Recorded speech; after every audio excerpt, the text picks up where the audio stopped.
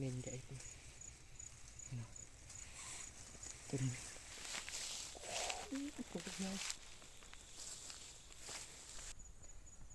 สบายดีทุกคนเนาะนี่เอาพาทุกคนมาใส่กับเนาะกับแบบนี้เนาะหนูขอดกินมันต้นใหม่ๆเลยเนาะบ่ฮู้ว่าแม่นหนูหยังเนาะเดี๋ยวเฮาใส่เดี๋ยวตอนแรกเฮาพาทุกคนมาเบิ่งเนาะ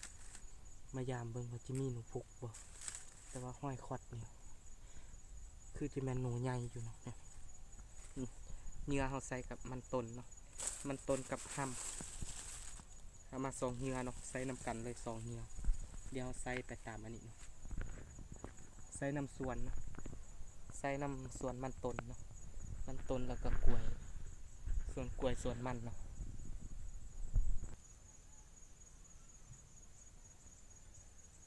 นี่เนาะเอามันต้นใส่ใหญ่ๆแบบนี้เลยเดี๋ยวเขาใส่อยู่นี่ไว้เนาะเดี๋ยวถ้ามาเบิ้งน้ำกันตอนแรกเขาจะได้บ่มาลุ้นไปน้ำกันเนาะแต่ว่าไม้คักอยู่ไม้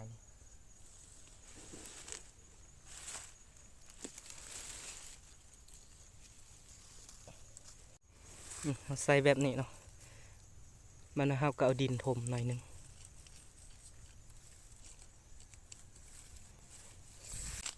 โอเคเนาะเดี๋ยววันนี้ขอตัวใส่ก่อนเนาะเดี๋ยวตอนแรกค่อยมาลุ้นน้ำกันมายามน้ำกันเนาะว่าจะได้บ่โอเคเนาะเดี๋ยวนี้กับ8 โมงแล้วเดี๋ยวพาทุกคนมายามกลับมาจอบเบิ่งหนูเนาะว่าจิมีบ่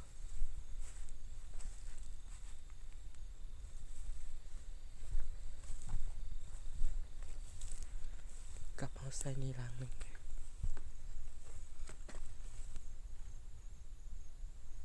อยู่วันเดียว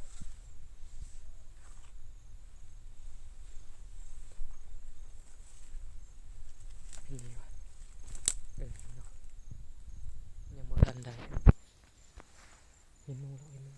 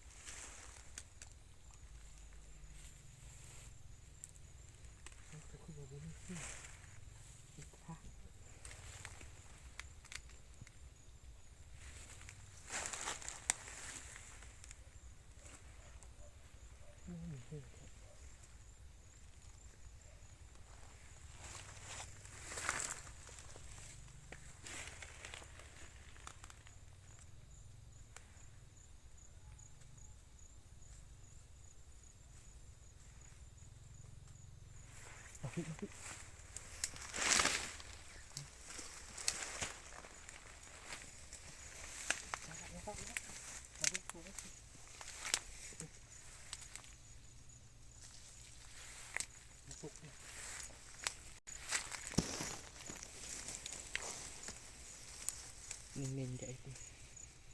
เนาะตัวนี้ตัวใหญ่กว่านี้เบิ่งอะไรโอ้ยมาเล็กก็ได้เข้าไปเบิ่ง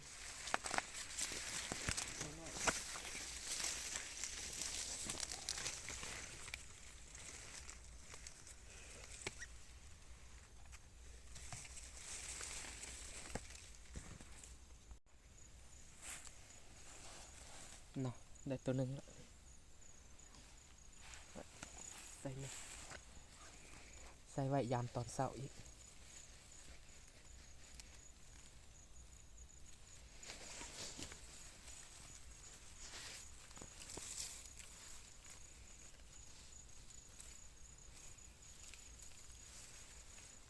บ่มีห้ำใส่ละ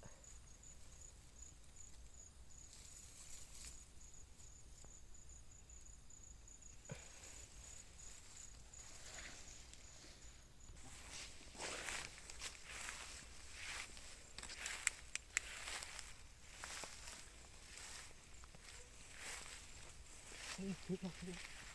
หนูน้อยพุกหน่อยสิลูก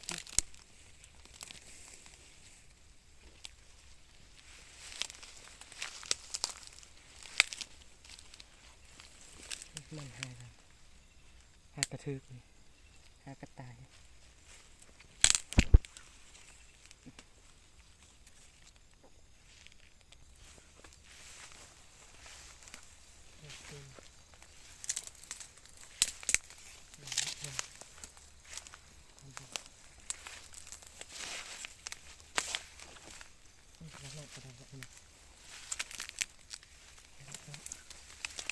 นี่ก็แน่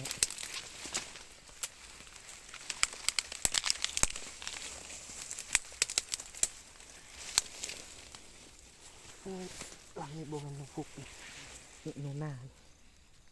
ตัวน้อย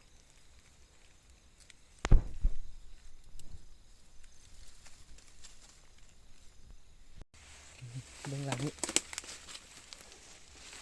อุ้ย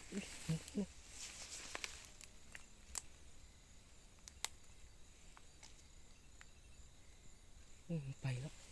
ถึกกับตัวนึงตัวนี้หลังตัวนี้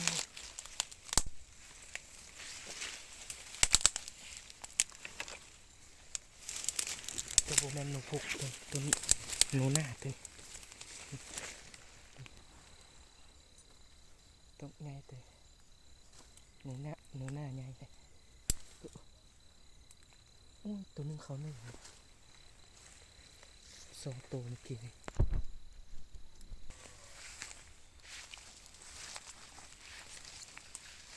ล้างได้ทุกล้างเลยวันนี้นี่ตัวนี้น่า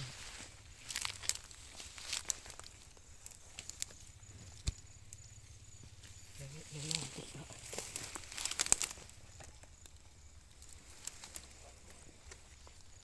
ลูกมัน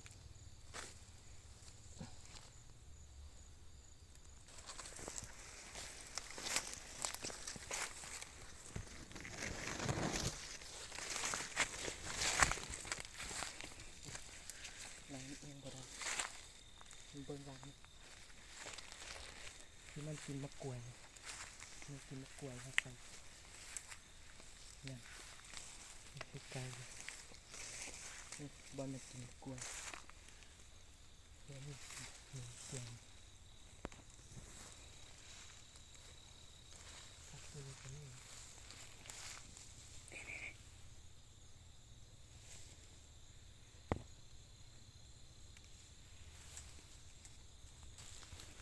มาถึกกับแล้วไอ้ในดอกไม้เลย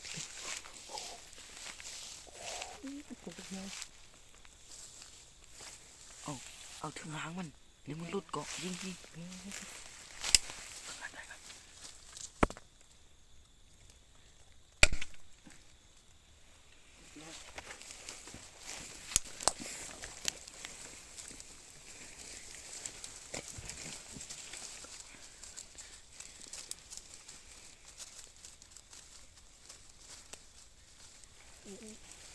ชิคกันนะใส่กับ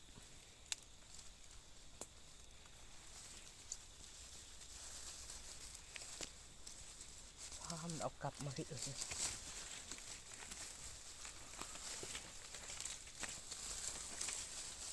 ถึกตะหางถึกตะปลายหางมันหน่อยเดียวดีแต่ยูเนาะก็เลยยิงซ้ำเอาเลยว้าวตัวใหญ่เลยตัวใหญ่กว่าแขนอีกตัว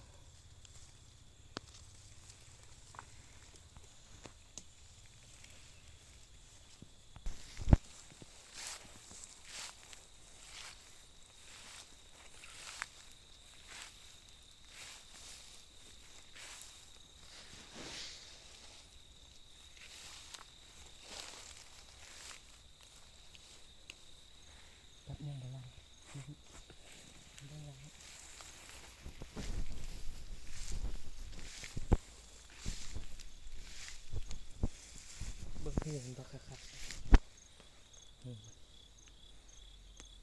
มันนะ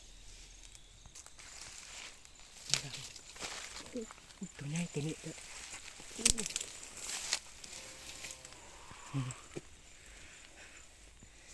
ตัวซามุกีนี่เนาะรุ่นเดียวกันเลยเป็นตัวใหญ่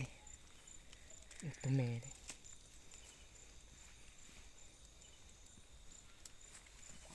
ตัวใหญ่เอาเป็นก้อนเลย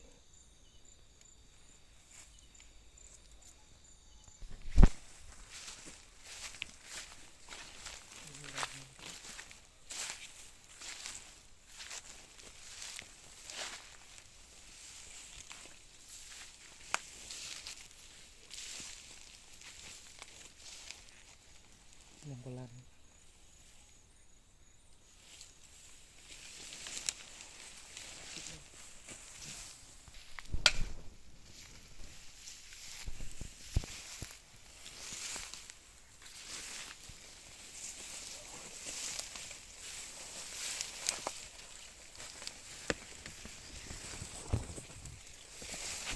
คู่มันนก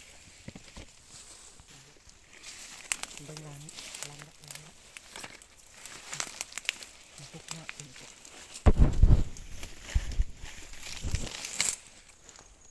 เ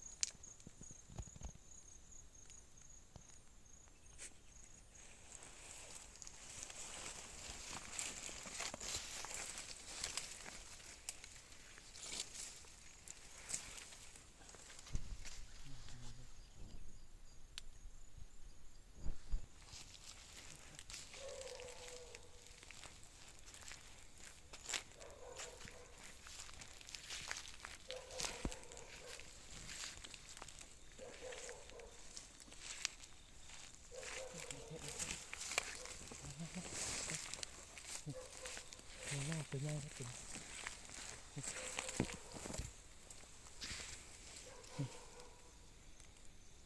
หนูหน้าซ้ำนี่ถือว่าตัวใหญ่นะ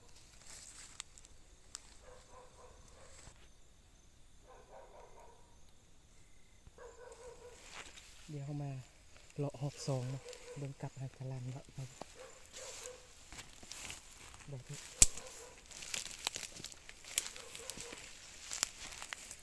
แน่ๆคือเก่า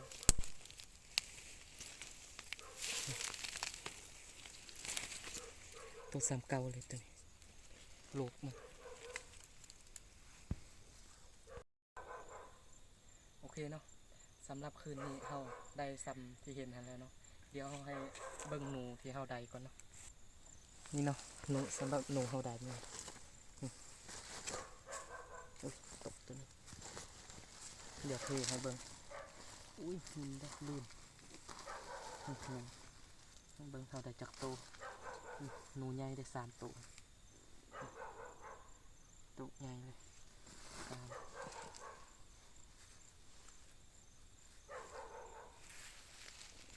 หนูพุกอันนี้ลูกมันได้3 ตัวเป็น6 ตัวอันนี้หนูหน้าเนาะหนูหน้าตัวนี้ได้2 ตัวนี่เดี๋ยวใส่งามๆเลย6 ละ 7 8 9 10 11 ตัวเนาะกับหนูน้อยนี่3 ตัวโอเคเนาะคืนนี้เราได้ซ้ำนี้ละแล้วถ้ามายามเบิ่งอีกเนาะเบิ่งตอนเช้าว่าเราจะได้อีกจักตัวบ่เนาะเดี๋ยวถ้ามาลุ้นนำกันตอนเช้าอีกเบิ่งว่าจะได้อีกบ่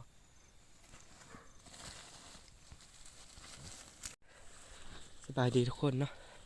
หลังจากที่เรามายามเมื่อคืนนี่แล้วเนาะเดี๋ยวนี้ตอน6:30เนาะ6:00 นเดี๋ยวเรามาเบิ่งอีกหอบหนึ่งเนาะเดี๋ยวเรามากูกลับเดี๋ยวมาเบิ่งว่าจะได้บ่เช้านี่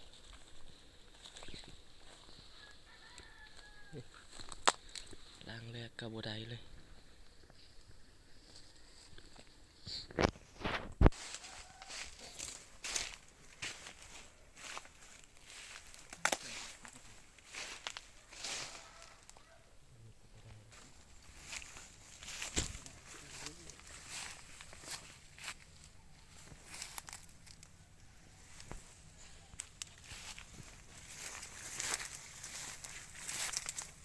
ล้างนี่ได้นี่เป็นน้อยมันขึ้นก็ได้ตัวน้อยลูกฟุกเนาะ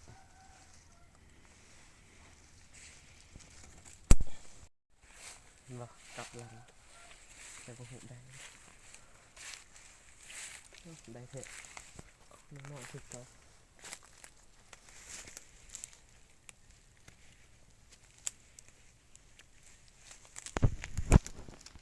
นี่เนาะยามได้อีกตัวหนึงแต่ว่าเช้านี้ได้แต่หนูน้อยๆได้หนู3ตัวได้แต่กล้วยนี่แหละไปเมื่อโอเคเนาะสำหรับคลิปนี้ขอจบไว้ซ้ำนี้เนาะเช้านี้ก็บ่มานเนาะได้เมื่อคืนนี้ละตอนเช้าเลยบ่ได้เนาะยามกลับหมดละโอเคเนาะแล้วพบกันใหม่คลิปหน้าเนาะ